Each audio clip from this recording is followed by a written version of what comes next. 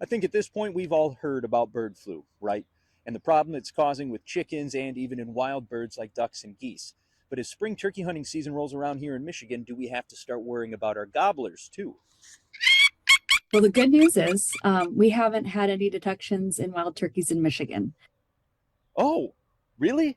Oh, okay, that's great news. So we don't get a whole lot of turkeys in for any crops every year.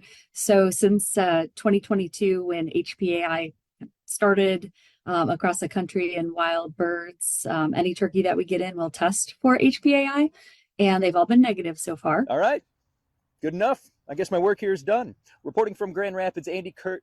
Wait a minute. What makes turkeys so different? In wild birds, it's primarily spread in waterfowl. So these are going to be birds in lakes, waters, congregating together in large numbers. And then the other species that we're seeing affected right now are birds that scavenge on those waterfowls. So like eagles, hawks, owls. All right, all right. I get it now. So turkeys can get bird flu. They just typically don't.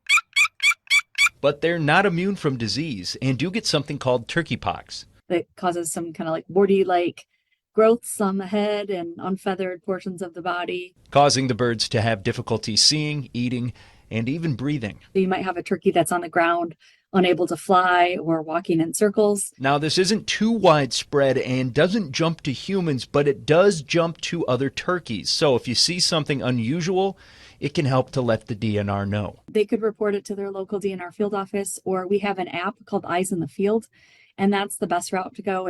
You can have it on your phone or your mobile device, and we do monitor those reports every day. And as hunters, we are the eyes in the field and can be the best resource for keeping our wildlife and ecosystem healthy. And so when we have situations where we have something like avian influenza or EHD in deer, and especially when the public is made aware of those, then the reports go way up because people know that that's a tool that we have, and they are more likely to report those things to us.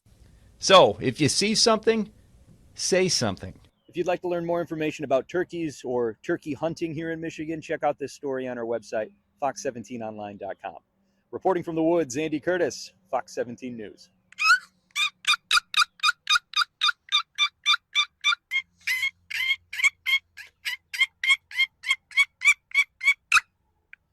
I'm Andy Curtis, and coming up, we'll take a look at if bird flu is an issue with our wild turkey population as turkey hunting season starts across Michigan.